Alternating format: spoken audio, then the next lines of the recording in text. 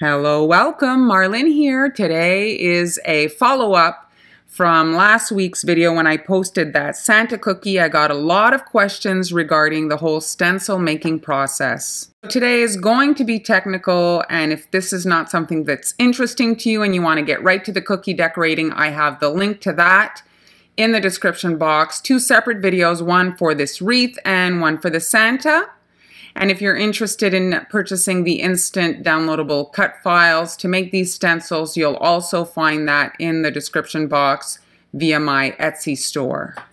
Before moving on, full disclosure, if you happen to make a purchase via my Amazon store, I am paid a commission for sales generated there. So if you like what I'm talking about and decide to purchase either a silhouette or a Cricut, making the purchase via my Amazon store really helps my channel. And now on to today's tutorial.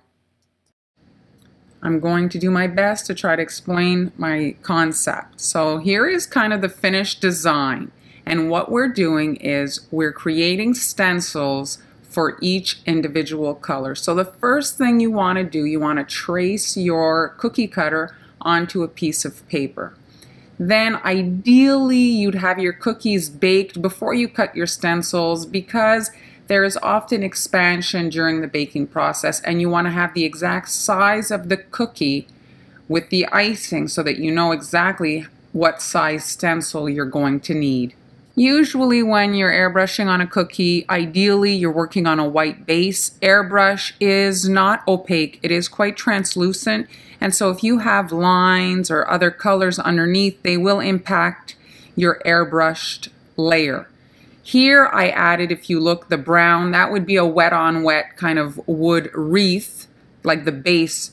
And so on top of that, whatever you add to hide that, you'll need to stencil in royal icing and not just in airbrush color. This would be the first, if you want, stencil layer, and ideally you would make this layer in airbrush. It doesn't really matter that the branches are showing through this green layer. The thing is if you start with royal icing, when you lay your next stencil, you're not going to get a nice tight fit up against the cookie and you're going to get a lot of underspray. So I suggest that you do this layer in airbrush, and as you can see there, I simulated the look. It would be translucent like that. You would see the brown coming through the green leaves. The next stencil would include both the berries and the bow. You could do this section in white if you wanted and then come in and airbrush the details, or you can go right out and do a red. The red, like maybe kind of like a tulip red, not a super red, so that you can come in and still accent airbrush the bow and create a little bit of dimension on the hoops and the tail there, some shading. This black area is to simulate a shield stencil. A shield stencil allows you to protect the other elements on your cookie and focus. Here we're focusing on the inside of the loops and the tail so that you can come in and create some shading kind of created by the loops over the tails and then inside the loops. It really allows you to control where the airbrush is landing, and you can really add some really nice kind of elements, detail, even though you're not super artistic. By protecting these sections, you can come in and shade and create some realism.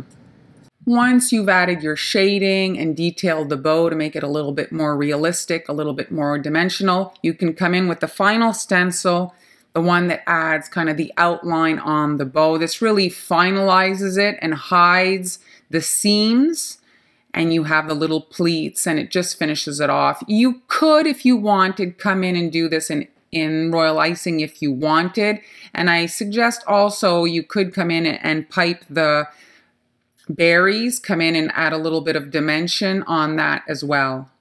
And so if we look at the project once again, this stencil would be basically the green layer, the red layer, base layer that hides that kind of brown wet on wet wreath. So you need that opaque red. And then you're coming in with the top detail, the kind of outline on the bow, that's in airbrush.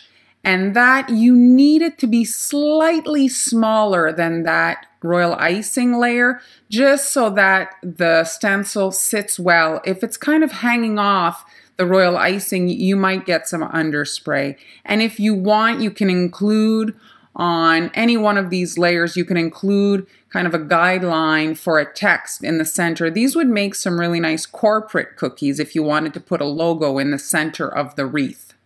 I just want to finish this part of the tutorial with one little saying, measure twice and cut once. So that is key. Make sure that you've measured your cookie, measured how much royal icing, like the width. If you have a border of cookie exposed, well, then you don't measure your cookie. You're measuring where the stencil will be covering. So you maybe just want to measure your royal icing section. And now I'm going to walk you through the Silhouette Studio program to create the actual stencils. Here is the Silhouette Studio program. This is where you put the data, the information for the cutter, so that it knows what it's supposed to do.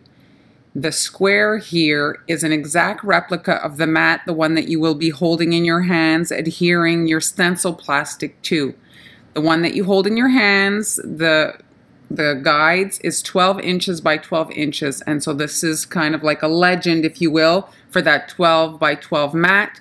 The squares are smaller, but in your mind, tell yourself these squares are an inch square. So this is 1 inch by 1 inch, 12 inches this way, 12 inches down. When you add your art to this mat area. And now here I'm looking for my wreath. Here it is. I formatted it to be the whole size of the mat. I just wanted all the art to be in one place. So I've just dragged that on very easy. You're literally just dragging it into position. Now I have to adjust the size. It's 50 by 50 and I want it to be 12 by 12. Let's zoom back in. Here is the bow detail that we're going to be doing in like a chocolate brown. Here is the leaf detail. We have two versions. This one here kind of tucks right against this kind of bow. This is the whole wreath. Here is just the berries. Here is the berries with a larger bow area. This is masking stencil so that you can come in and protect areas and airbrush. So here it's going to cut the tails and inside the bow. So you can come in and create some shading coming from underneath these hoops. Here is the knot. So these are just kind of areas to protect so that you can come in and really accentuate that bow area. Here is just the cookie for you to be able to check sizing and see how it's going to look. Here, Happy Holidays and Merry Christmas. If you create your text that you want to add to your cookie and then you outline, you use the outline feature, you outline in white, and you make that border super fat where you're only left kind of the fatter, wider elements of the letters, that's usually enough information for you to be able to come in and like write in icing on top. So here I'm left with, you see the two lines on the H, the line here on each side of the A, and you don't need to have the whole letter to kind of know. So it creates shading for the word, but enough information for you to be able to replicate that text and align it properly on the cookie. So now what we're going to do is we're going to select each section by color to create our stencil. Here I'm selecting that butterfly area, and I'm going to start here with that bow, and you can zoom in to see really what you're selecting. So here I just want it to be a little bit more detailed. Trace, and then when we move the black, we're left with what will be cut. So the red line is where the blade will pass. Here I want those leaves. Again, selecting that and trace. There are the leaves. I want to do the whole red area. So I'm selecting all that. Trace. You can see there's my whole red. What else? Oh yes, I want to have a masking area. So here everything is super tight. I'm getting this, which I don't want, but don't worry about it. So we're going to do that, and let's do one of the words just for you to see. So here I'm gonna select this.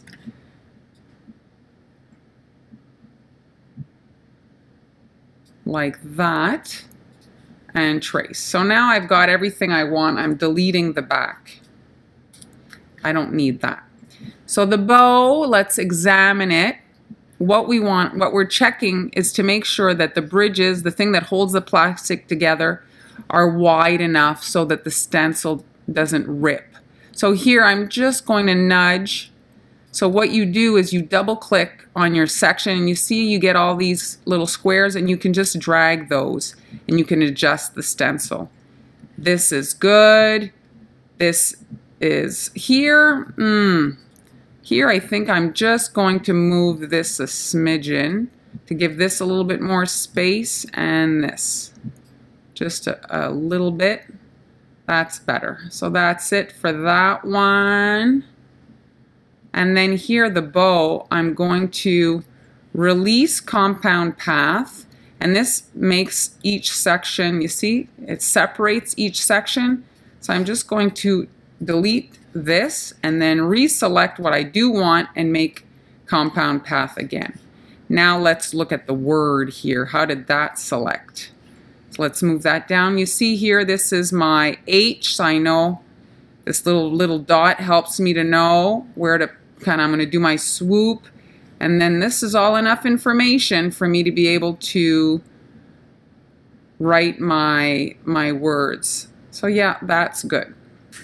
Next, I'm going to drag just the cookie into the program here. So let's zoom out again. Now this has to be 4 inches and a quarter.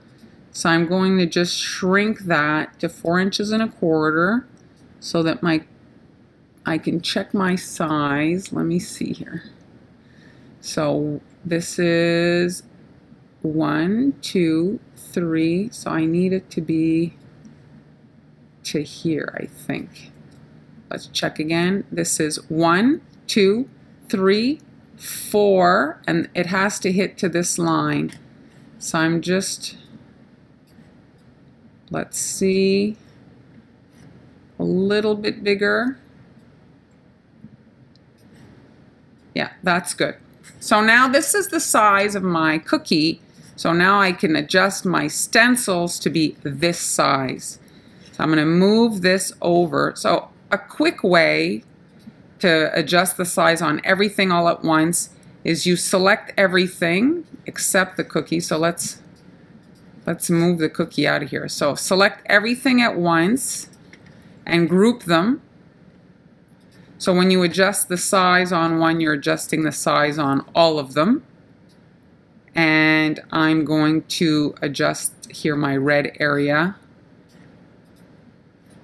I'm going to send that to the back because every time I grab it, it always selects that. Okay, let's...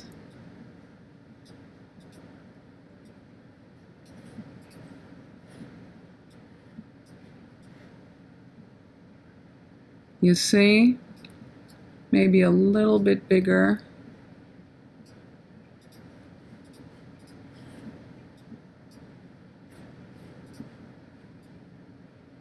How does that look?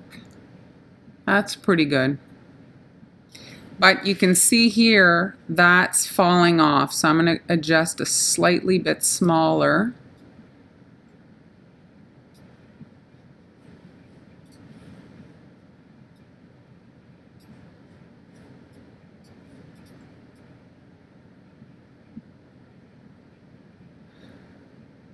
So that's good. That's fitting good.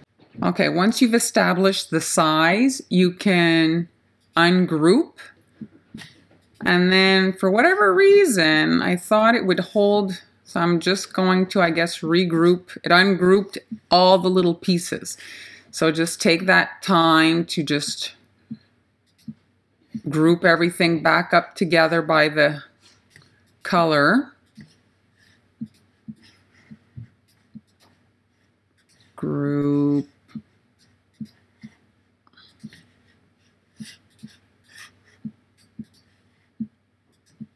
there. All right. Now, your stencil plastic, whatever the size you're using, here I'm going to leave my plastic the size that it is. I know that when you buy stencils, they're like 6 inches by 6 inches, but that's not, you don't need to adhere to that. I'm finding that I prefer to have everything on a big sheet. You can then punch holes in it and put it in a binder and be able to store your stencils. I find the other format a little bit tricky to kind of find a home for. So I'm positioning now my kind of parts on my piece of stencil, and I like to leave an inch perimeter around. And here you see this is my outline, this one, and I'm adding my text to the middle of the wreath there. So when I remove that, I can group these two together, and I'm going to get kind of the brown section right there at once. So you're just creating your section. So here is the complete red section. Here is the cappuccino section.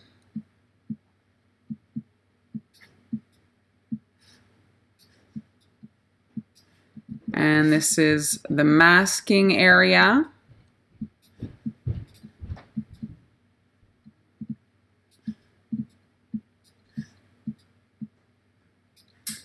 And here, if you want to have other things like the knot or other elements of the cookie. And then you can delete the perimeter. That was just to kind of know. So I'm going to position my plastic up here at the top, leaving an inch on the right there, so that I can, like, it's got to be exactly, look exactly like here on the computer. I'm positioning my plastic exactly the same as this here. So then I send it. This is communicating now to the actual cutter. I'm selecting my stencil material, and the auto default setting works well with my plastic. And here I'm not plugged in, that's why it's saying could not connect, but then you'd press send and it would cut the stencil. If you want to kind of double check, you can print the design just to see it kind of underneath your cutter if you don't want to waste your plastic. When I've been running low on plastic, I have cut it out of cardstock just to double check the sizing. It's up to you, but usually if you're measuring, it should be pretty good. If you're, you can double check the width of the bow. Like I said before, measure twice, cut once, and you won't be too disappointed. My stencil plastic is 60 cents, so it's not a huge deal when I mess up. If you've lasted this long, thanks so much. Now, by no means am I a pro when it comes to Silhouette Studio. I'm still learning. I've only had my machine for a year. If you happen to notice that I said anything inaccurate, please correct me in the comments.